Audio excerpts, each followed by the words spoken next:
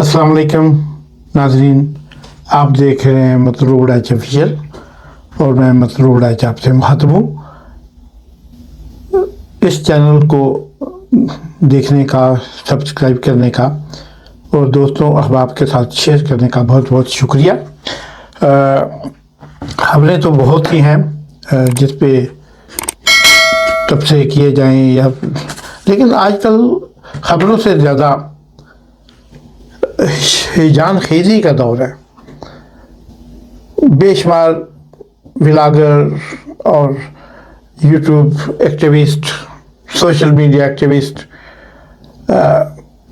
इस काम को मजाक समझ के निकल आते हैं और अजीब अजीब किस्म के तमाशे देखने को मिलते हैं। जब इनमें से किसी को कह दिया जाए कि आप डिजिटल दहशतगर्द, ये तो ज़्यादा हो जाता है, लेकिन डिजिटल जर्नलिस्ट हैं तो माइंड भी कर जाते हैं लोग।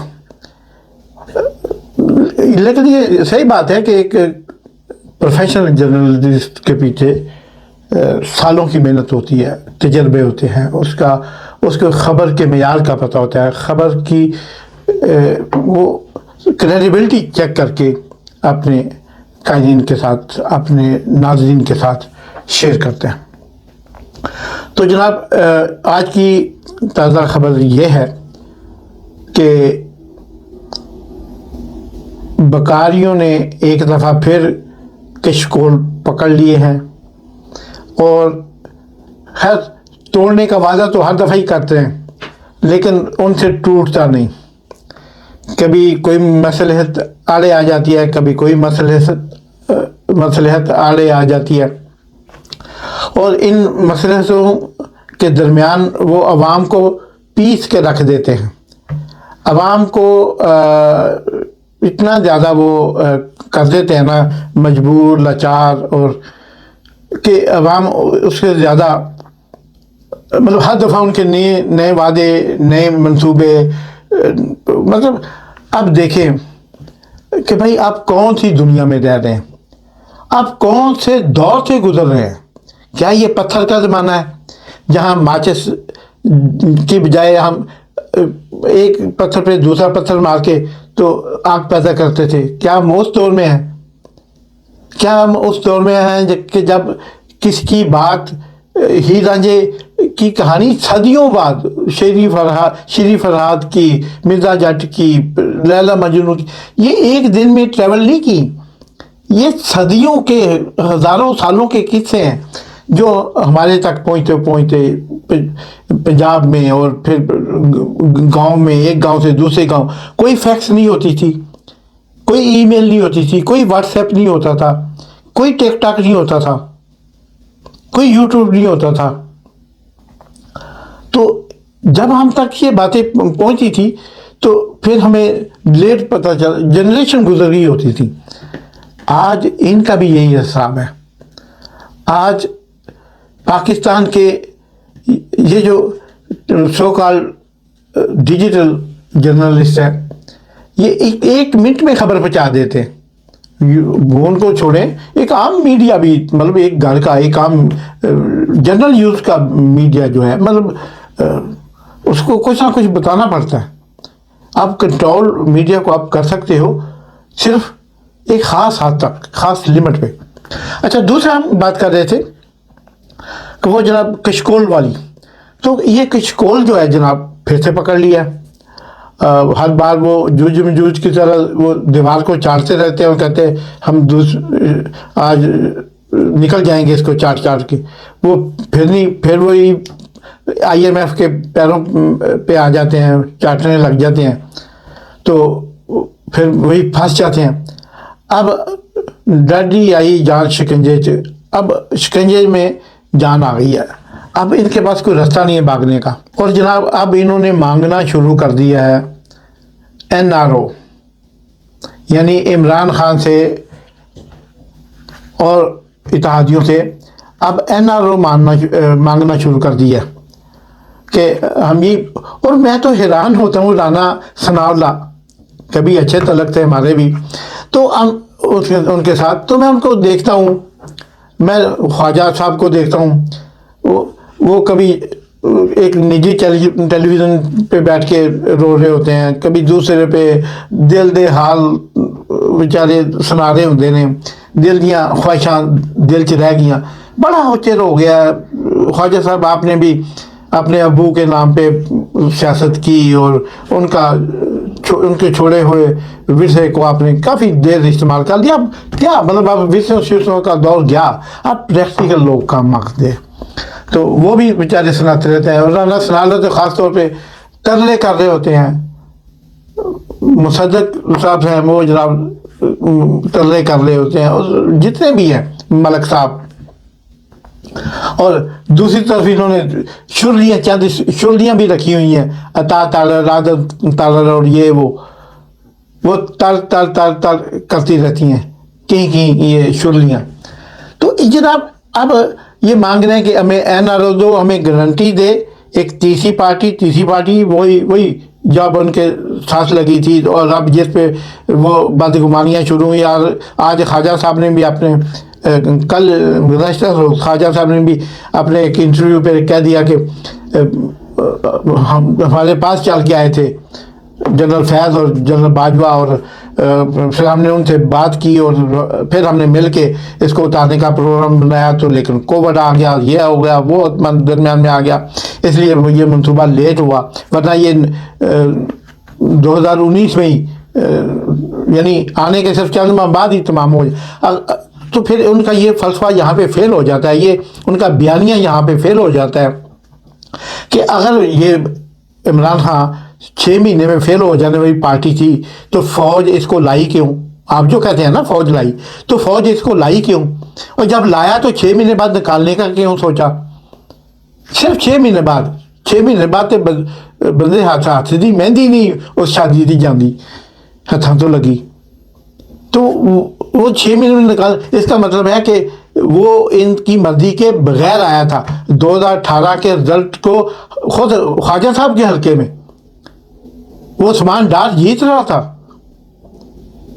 اور جیت گیا تھا، اور انہوں نے اس کا اعلان جو ہے وہ رکوایا. خواجہ صاحب نے جنرل باجوے کو فون کر کے، میں نہیں کہہ رہا، آپ یہ مجھ سے پہلی دفعہ نہیں سن رہے ناظرین، یہ بات آپ خواجہ صاحب کے منہ سے آج سے 3 سال پہلے بھی سن چکے.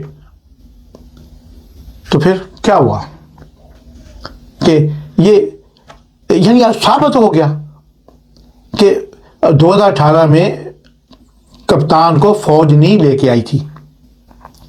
کپتان کو جتنی بھی ملی سیٹیں یا دی گئیں وہ صرف اس لیے دی گئی وہ جو اس سے زیادہ بے ایمانی کر نہیں سکتے تھے. اس وقت بھی جو بے ایمانیاں ہوئیں، انتخابی عذرداریاں ہوئیں، آپ کو پتہ ہے وہ ہمیشہ اس درمیان بھی حلقوں کا بولتا رہا کہ فلاں کو کھولو فلاں کو کھولو. پھر یہ جنرل باجوہ اس کپتان سے ہاتھ کر گیا، اپنی مرضی کا چیف الیکشن کمیشنر لگوایا. کیا یہ بات سچ نہیں ہے؟ رانا ثناء اللہ صاحب اور خواجہ صاحب، آپ میرے گرائی ہیں، کیا یہ بات سچ نہیں ہے کہ موجودہ چیف الیکشن کمیشنر سکندر سلطان راجہ، بچے کو پاکستان میں پتہ ہے کہ یہ جنرل آصف باجوہ کا بندہ تھا، وہ لائے، اور بحالت مجبوری عمران خان کی اس میں غلطی یہ ہے کہ وہ کیوں مانا، کیوں ایگری ہوا. آج وہ ان پہ الزام ڈالتا ہے، وہ ٹھیک تو ہے لیکن اتنا بھی ٹھیک نہیں ہے، اس میں عمران خان کی بھی غلطی ہے. آپ مصلحت کی بنیاد پہ جو فیصلہ کرو گے وہ آپ کے گلے کی زنجیر، آپ کے پاؤں کی بیڑی بن جائے گی آنے والے وقت میں. اور بات جب یہاں ترلے منتوں تک پہنچ جائے تو پھر عمران خان کو بھی اب بیٹھ کے نیگوشیٹ کرنا چاہیے.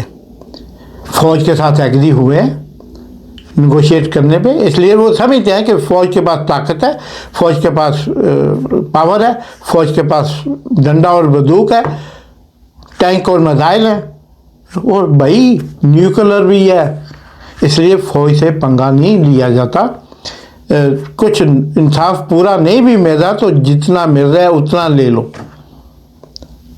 اور لیکن نیگوشیٹ اس طرح کی گھٹیا نیگوشیٹ کر کے نہیں کہ اب آپ ایک پھر چوروں ڈاکوؤں بدماش، یعنی ایک تو ہمیں یہ مطالعہ پاکستان پر پڑھاتے رہے یہ سارے مل کے، ہمیں 76 سال تک ہمیں اور ہمارے آبا کو یہ مطالعہ پاکستان پڑھاتے رہے، اور آپ آ کے خان صاحب ہمیں پچھلے 12-13 سالوں سے 14 سالوں سے آپ ہمیں آگے پڑھانا شروع کیا، انصاف اور جسٹس اور عدل اور کرپشن، چور ڈاکو، آپ یہ پچھلے 15 سال سے لوگوں کو پڑھا رہے ہیں، اور پھر آپ نے بھی یہی کرنا ہے، تو پھر مطالعہ پاکستان اور آپ کے فلسفے میں کیا فرق رہ گیا؟ ان سے نیگوشیشن نہیں کرنی۔ ہاں، آپ پاک فوج سے، ملک کی اساس ہے، ملک کی امانت ہے، ملک کی گارنٹی ہے، ملک کا مان ہے، ملک کی آن ہے، ملک کا شان ہے پاک فوج، اس سے بیٹھیں۔ انہیں بھی پتہ ہے، آپ کو بھی پتہ ہے، ابھی یہ پوری طرح معاشرہ یہ سوئٹزرلینڈ نہیں ہے، یہ جرمن فرانس نہیں ہے، یہ کینیڈا اور امریکہ نہیں ہے، یہ نیوزی لینڈ کی پارلیمنٹ نہیں ہے۔ یہاں کے سیاستدان نہ اتنے میچور ہیں، نہ اتنے سیانے ہیں، نہ اتنے محب وطن ہیں۔ میرے ایک دوست کہا کرتے تھے کہ ڈالر آج 300 روپے کا کیوں ہے؟ اس لیے کہ جتنا ایک امریکن اپنے وطن سے پیار کرتا ہے اتنا 300 پاکستانی مل کے بھی نہیں پیار کر پاتے، اس لیے $1 300 روپے کا ہے۔ اور جس دن پاکستانیوں نے بھی امریکن جتنا پیار اپنے ملک سے شروع کر دیا، اپنے وطن سے، اپنی دھرتی سے شروع کر دیا، تو یقین کیجیے گا $1 اور $1 برابر ہو جائیں گے انشاءاللہ۔ تو آپ جب تک اس قابل نہیں ہوتے ملک کے سیاستدان اور محب وطن کی، ان کی محب وطن تو ہے، میرا ایمان ہے کہ ہر پاکستانی محب وطن ہے، single Pakistani, every single Pakistani محب وطن ہے، لیکن تھوڑی کرپشن دی عادت ہے، تھوڑی گنڈا کھا جاندے نے کلے نہ کلے، وہ گنڈا کھا جاندے ہیں تو پھر نال کوٹل آن بھی دل کرتا ہے، پھر نال کباب بھی کھان نو دل کرتا ہے، سارا کچھ مینیج کرنا سے روکڑا بھی چاہیے، تو یہ سارا کتوں ہوتا ہے؟ پھر کرپشن کی چیزاں ملتی ہیں نا، اس لیے ہمیں وقتی طور پہ اس کو آہستہ آہستہ ٹھیک کرنا ہے۔ آپ لوہے کو یکدم مولڈ کریں گے ٹوٹ جائے گا، لیکن اس کو گرم کر کے ٹائمنگ پہ اس کو آپ مولڈ کریں گے، مولڈ ہو جائے گا۔ اس لیے قوم کو بھی سدھارنا پڑنا ہے، تو ان کو اینا رو نہیں دینا، ان کو ٹھیک ہونے کا موقع دیں، اپنے آپ کو ٹھیک کریں، پھر سے عوام میں آئیں۔ خواجہ صاحب بوڑھے ہو گئے ہیں، کوئی بات نہیں، بیٹے کو بھیج دیں، بیٹی کو بھیج دیں، وہ والی قابل عزت ہے، وہ بھی ان کو بھیجیں، نئی پود کو، نئی نسل کو بھیجیں۔ میاں صاحب کے بیٹے نہیں آنا چاہتے، بیٹی آنا چاہتی ہے، آئے، ویلکم ہے، وہ قابل نہیں بھی C-47 کے ساتھ بیٹھ گئی آ کے، تو کوئی بات نہیں، لیکن وہ بھی اپنے آپ کو، جب تک اس پہ کوئی ڈائریکٹ الزام نہیں آ جاتا کرپشن کا، تب تک وہ قابل قبول ہونی چاہیے، لیکن تھرو پروسیس آئے، 47 پہ بیٹھ کے نہیں۔ تو اس لیے یہ بکاریوں کے کشکول تو اب توڑنا پڑیں گے، IMF کی زنجیریں توڑنا پڑیں گی آپ کو، اسی میں آپ کی بھی بچت ہے اور ملک و قوم کی بھی بچت ہے، ورنہ آپ حالات دنیا کے دیکھ رہے ہیں، تیسری عالمی جنگ کسی وقت بھی اس کا باقاعدہ آغاز ہو چکا ہے۔ تو جناب سدھاریے اور کشکول توڑیے، بکاریوں کو پہچانیے، چوروں کو، ڈاکوں کو پہچانیے، اور دیکھتے رہیے مطلوب رائج آفیشل۔ اسے لائک کیجیے، سبسکرائب کیجیے، دوستوں سے شیئر کیجیے، کمنٹ باکس میں اپنے خیالات کا بھی اظہار فرمائیے۔ تو دعاؤں کے ساتھ، پاکستان زندہ باد۔